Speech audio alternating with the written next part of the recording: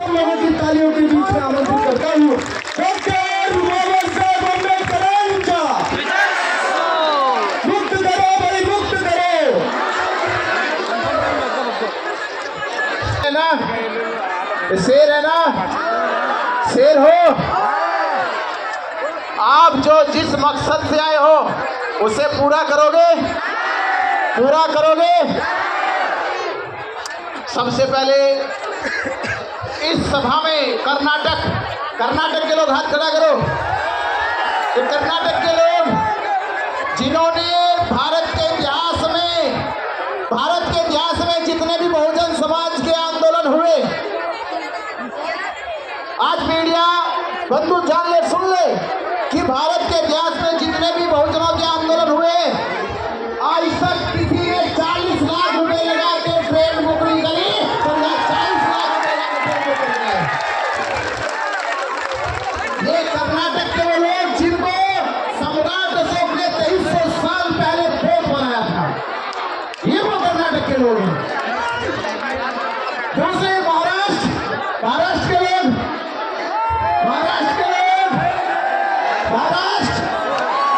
जय महाराष्ट्र,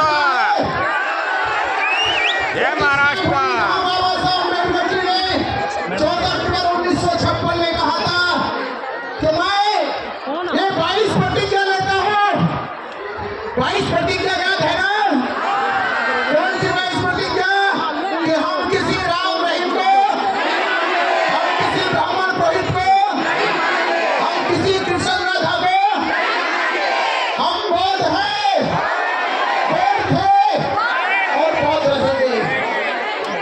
तो महाराष्ट्र के लोगों का, मध्य प्रदेश के लोग, उत्तराखंड के लोग, उत्तर प्रदेश के लोग, छत्तीसगढ़ के लोग आज इस आंदोलन में देश भर के हर एक राज्य से आए। आप सबका बहुत बहुत आभार, धन्यवाद, आपका बहुत बहुत शुक्रिया। और हमारे बीच में सैकड़ों की संख्या में भिक्षु संघ है, पूरे भिक्षु संघ बैठे हैं जो अपना पूरा जीवन समर्पित कर दिया, जिन्होंने भगवान बुद्ध के संदेश को भारत से लेकर पूरे विश्व में फैला दिया। आज ऐसे वंदनीय भिक्षु संघ आपकी उपस्थिति में है, हम उनको नमन करते हैं, वंदन करते हैं। और मैं कहता हूँ ये इतिहास और ये परंपरा और ये संस्कृति की एक लाइन कि मोटी संस्कृति हमारी दासहीन बनाया था।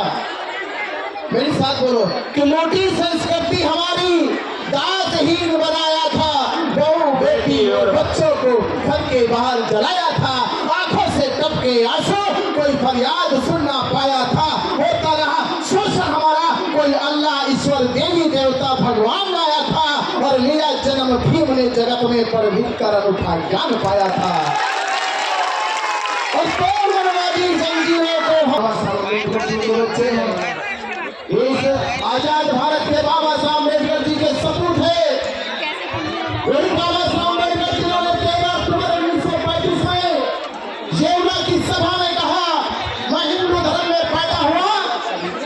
क्या कहा? मैं हिंदू धर्म में पैदा हुआ। ये मेरे बस की बात नहीं थी, पर मैं इसमें ये हमारे बस की बात है। तो कितने लोग हैं कह सकते हैं बात? कितने कहोगे? अरे इतने लोग कहो कि बाबा साहब अम्बेडकर ने उस असमानतावादी संस्कृति का परित्याग कर दिया। और वो संस्कृति के बंदे पुरोहितों को जब जलन हुई तो उन्होंने महाबोधि महाविहार के 6 जुलाई 1949 में एक कानूनी दस्तावेज बनाया। वो दस्तावेज ना तो सरकार के सामने पेश किया गया, ना वो दस्तावेज संविधान सभा में पेश किया गया, ना वो दस्तावेज समाज के सामने पेश किया गया। आपको मालूम होगा जब ये बीटी एक्ट 1949 बनाया जा रहा था, उस समय परम पूज्य बाबा साहब डॉक्टर अम्बेडकर जी संविधान सभा में संविधान लिखने का काम कर रहे थे। पर उस समय देश के प्रधानमंत्री, देश के राष्ट्रपति वो 2 ब्राह्मण और 4 पंडितों के बातों में बेवकूफ बन गए। 4 पंडितों ने उनको बेवकूफ बनाया। देश के प्रधानमंत्री पंडित जवाहरलाल नेहरू को, देश के राष्ट्रपति डॉक्टर राजेंद्र प्रसाद को, और उनके द्वारा एक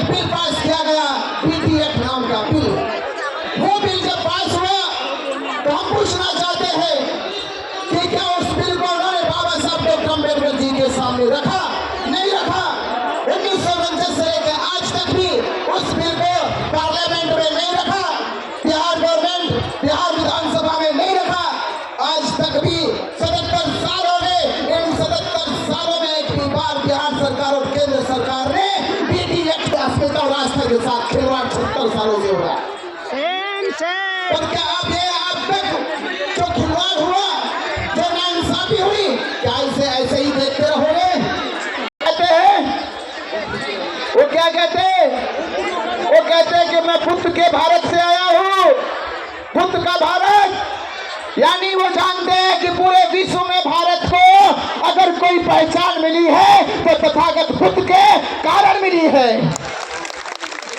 ये भारत बुद्ध का है और यही भारत में बुद्ध के मानने वाले अनुयायियों के साथ उनके धर्मस्थल महाबोधि महाविहार में ये नाइंसाफी क्यों? ये भारत के लोग पूछते हैं, संविधान लागू होने के बाद लोगों से क्यों नहीं पूछा गया कि जब भारत की किसी भी मस्जिद में गैर मुसलमान नहीं है, भारत की किसी भी मस्जिद में गैर मुसलमान मौलाना नहीं है, सिखों के गुरुद्वारे में गैर सिख कोई पाठी नहीं है, ईसाइयों के कोई चर्च में पादरी नहीं है, तो फिर बौद्धों के महाबोधि महाविहार में गैर बुद्धिस्ट ब्राह्मण क्यों है? ये पूछता भारत का बोध। ये पूछना चाहिए आपको, क्यों है ये नाइंसाफी? क्यों हुई ये नाइंसाफी? इसलिए हुई कि बाबा साहब अम्बेडकर जी का सपना भारत बौद्ध में ना हो जाए, इसलिए नाइंसाफी भारत के बौद्धों के साथ की गई। और हमें कसम है कि कि बाबा साहब डॉक्टर अम्बेडकर जी ने 14 अक्टूबर 1956 में कसम खाई थी नागपुर के दीक्षा भूमि में। उस दिन हमें एहसास हुआ कि बाबा साहब अम्बेडकर आपने हमें धर्म की दीक्षा देकर हमारा मान बढ़ाया है और ये आपके बच्चे महाबोधि महाविहार मुक्त करके आपका सम्मान बढ़ाएंगे।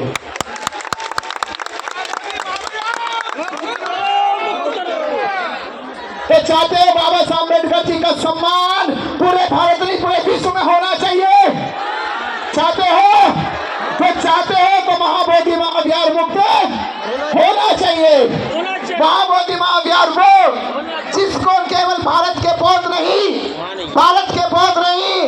एशिया के बौद्ध मानते हैं, और एशिया के बौद्ध नहीं 2002 में यूनेस्को ने ये कह दिया कि महाबोधि महाविहार केवल बौद्धों का नहीं, केवल विश्व के बौद्धों का नहीं, ये पूरे विश्व के लोगों का महाबोधि महाविहार है, ये विश्व धरोहर है। उसके बावजूद भी सरकार को समझ नहीं आई बात, केंद्र सरकार को समझ में नहीं आई। हमें जानना चाहिए, हमें जहां भारत में अल्पसंख्यक कहा जाता है, मैं आपसे पूछता हूं, ये सरकार से पूछते हैं कि भारत सरकार के जो राष्ट्रीय चिन्ह है, जहां भारत के बौद्धों को अल्पसंख्यक कहा जाता है, क्या भारतीय जो राष्ट्रीय चिन्ह है, जैसे हमारी मुद्रा पे, हमारी करेंसी पे जो अशोक लाट है, अशोक लाट है, क्या वो किसी हिंदू धर्म वालों की है? क्या इस्लाम धर्म वालों की है? क्या ईसाइयों की है? तो किसकी अशोक लाट? बौद्धों की है। ये राष्ट्रीय करेंसी में पहचान किनकी है? बौद्धों की है। ये भारत में जो सर्वोच्च सम्मान भारत रत्न है, उसकी आकृति जो पीपल के पत्ते की है, क्या वो हिंदुओं की है? क्या वो मुसलमानों की है? क्या वो ईसाइयों की है? वो किनकी है? वो पीपल का पत्ते का आकृति बौद्धों की है। जो राष्ट्रपति भवन में जो शांति की मुद्रा लगी है भगवान बुद्ध की, वो किनकी है? वो बौद्धों की है, बुद्ध की है। इसका मतलब ये हुआ ये भारत बौद्धों का भारत है, ये पूरा राष्ट्र बौद्धों का राष्ट्र है। और इस अल्पसंख्यक है, अरे जिसकी संख्या भी कुछ नहीं है, कौन है वो?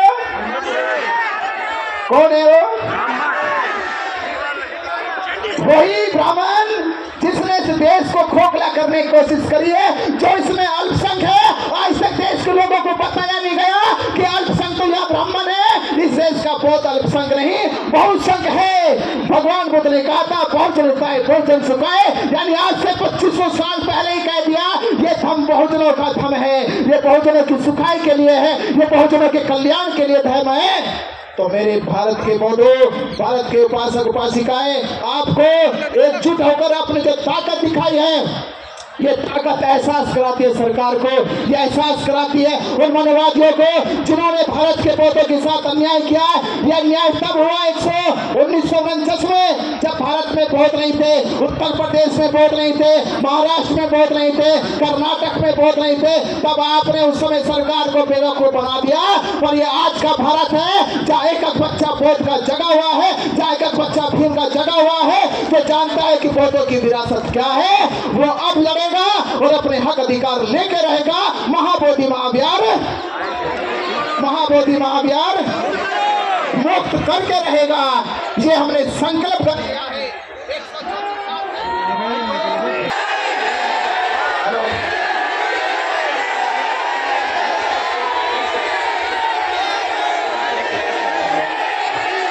आपने ये सिद्ध कर दिया है कि भारत का बौद्ध जग गया है और ये जगा हुआ समाज मोदी की नींद हराम करेगा।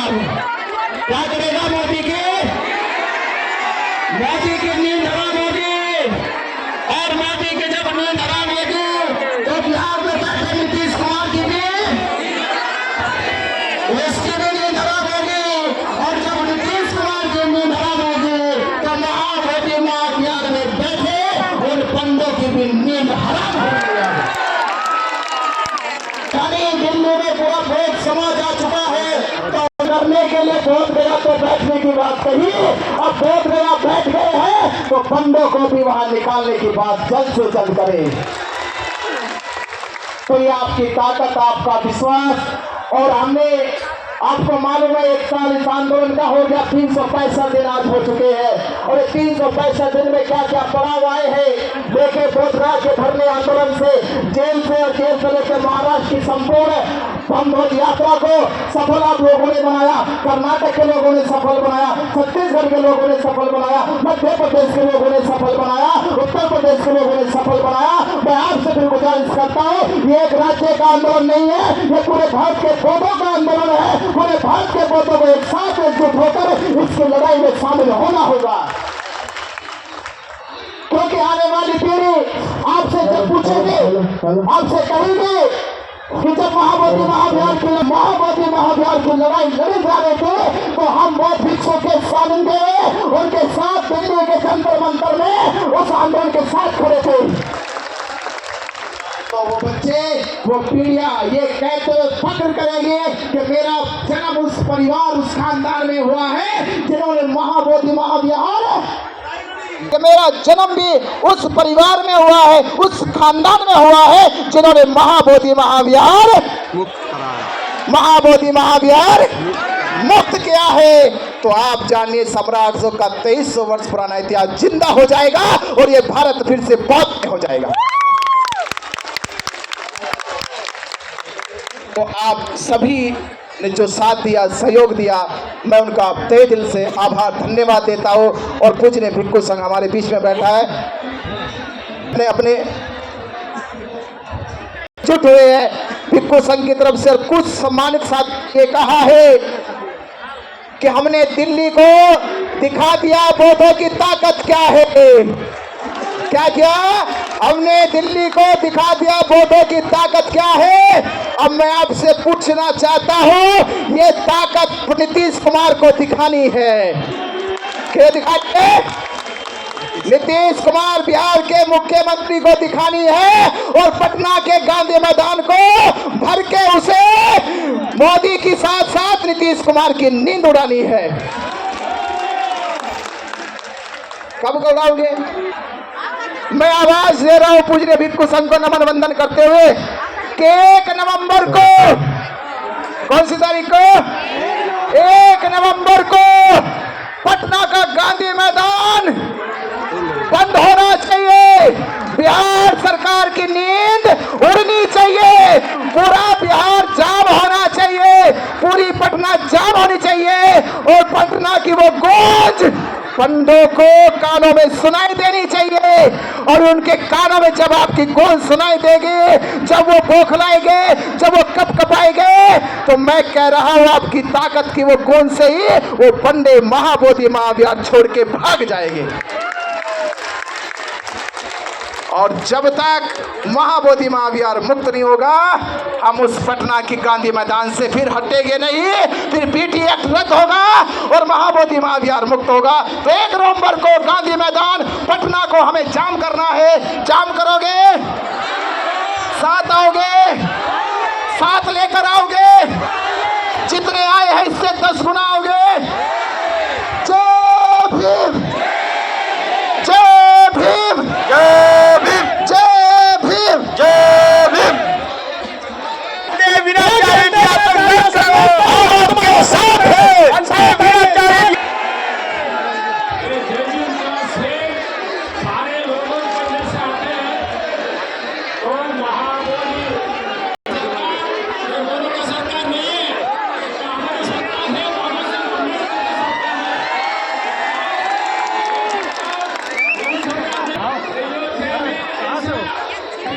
मैं कहाँ से हूँ? मैं तो यही गाँव दिल्ली का। दिल्ली का है। लव क्या है? बुद्धिस्ट सोसाइटी ऑफ इंडिया कौन से वाली है? बीमा को देखा रामदास अठावले वाली है। वहाँ जाना है। भिक्षुणी पूर्णिमा माथे और इस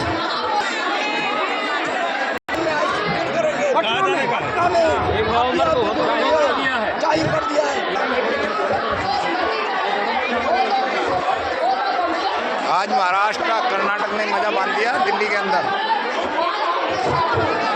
कर्नाटक से सभी लोग आए हैं, बहुत अच्छी तरीके से शांति तरीके। ये कर्नाटक ही कर्नाटक दिख रहा है।